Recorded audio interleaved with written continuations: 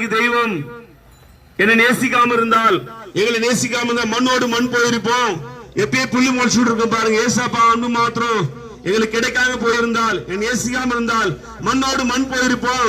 எப்போது மண் புள்ளி முளைச்சுட்டு இருக்கோம். ஆனா அன்பு தெய்வம் ஆண்டவராக இயேசு கிறிஸ்து தேடி வந்தாருங்க.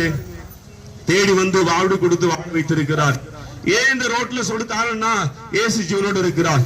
நான் சொல்லிக் கொடுக்க மெய்தேவமாக ஆண்டவராக இயேசு ஜீவனோடு இருக்கிறாருங்க. ஆமா, அவர் வந்திருக்கிறார். விசாரிக்க முடியாய், உனக்கு நன்மை செய்ய முடியாய் ஆண்டவராகி தெய்வம் வந்திருக்கிறார். பாருங்க, இந்த பூமியில வாடும்போது ஆண்டவராக இயேசு சந்தோஷத்தை சமாதானம் தர இயேசு நல்லவரா இருக்கிறார்.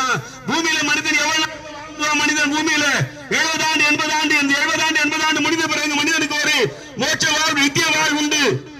யார் அந்த நித்திய வாழ்வு மோட்ச வாழ்வு தெரியும்? ஆண்டவராக இயேசு கிறிஸ்து மாத்திரம் தாங்க. வேற எந்த காரியம் செய்தாலும் மனிதனுக்கு மோட்ச வாழ்வு இல்லை.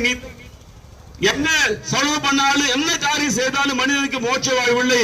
ஆண்டவராகி தெய்வத்தை ஏற்றுக்கொண்டால் மாத்திரம், வாயினால சொன்னா மாத்திரம் தாங்க. இயேசு எனக்காக சாபமானார், என் பாவத்தை சிலுவையில ஏற்றிக்கொண்டார் என்று சொன்னால் மாத்திரம் நித்திய வாழ்வு, மோட்ச வாழ்வு, வைகுண்ட வாழ்வு. வேற எந்த புண்ணிய காரியம் செய்தாலும், வேற எந்த காரியம் செய்தாலும் மனிதனுக்கு மோட்ச வாழ்வு இல்லை. ஏனென்றால் இயேசுதான் மோட்ச வாழ்வுக்காக மனிதனுக்காக உயிர் கொடுத்து பாருங்க. அவரே வழியும் சத்தியும் ஜீவனுமா இருக்கிறார். அந்த நல்ல தெய்வம் தான் ஆனா பூமியில மனிதன் வாழ்ந்தான், மண்ணோடு மண் போய்விடும். அப்படிதான் இல்லை, மனிதனுக்கு ஒரு நல்ல வாழ்வு உண்டு. இந்த பூமிக்குரிய வாழ்வு முடிந்த பிறகு மனிதனுக்கு ஒரு மோட்ச வாழ்வு, நித்திய வாழ்வு உண்டு. அது எப்படி மனிதனுக்கு வர வரும்னா ஆண்டவரை இயேசு ஏற்றுக்கொள்ளும் போது மாத்திரம் தாங்க. ஆமா, மனிதன் பூமியில வாடும்போது ஆண்டவராக இயேசு கிறிஸ்து ஏற்றுக்கொள்ளாமல் போனால் கடைசியில் ஒரு நியாயம் உண்டு.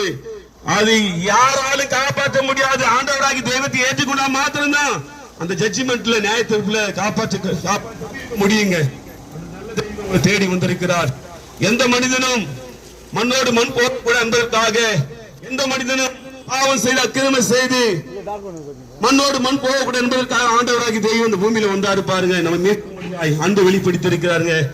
உயிரை கொடுத்து இயேசு அன்பை வெளிப்படுத்திருக்கிறாருங்க. அந்த அன்புள்ள தெய்வத்தை தேடி வந்திருக்கிறார். யாருன்னா அறியாம தெரியாம வந்து அறிஞ்சு கொள்ளுங்க, இயேசு மையான தெய்வம், உயிர் கொடுத்த தெய்வம். ஒரே ஒரு தெய்வம் உயிர் கொடுத்து, அவர் தான் ஆண்டவராகி இயேசு கிறிஸ்து. அவர் தான் அவர் தேடி வந்திருக்கிறார். இந்த சத்தத்துக்கு அன்பான உறவுகளே, சொந்தங்களே, ஆண்டவராகி தெய்வம் உங்களை அதிகமா நேசிக்கிறார். எல்லா நேசத்தை பார்க்கணும், ஆண்டவராகி நேசம் பெரியது. நீங்க சொல்ல முடியுமா எனக்காக உயிர் கொடுத்திருக்க தெய்வம் உண்டுன்னா? ஆண்டவராக இயேசு கிறிஸ்து மாத்திரம் முழு உலகத்துக்காக, உனக்காக எனக்காக மாத்திரம் இல்ல, இந்த உலகத்துல வாழ்கிற இயேசு கிறிஸ்து மாத்திரம் உயிர் கொடுத்திருக்கிறார்.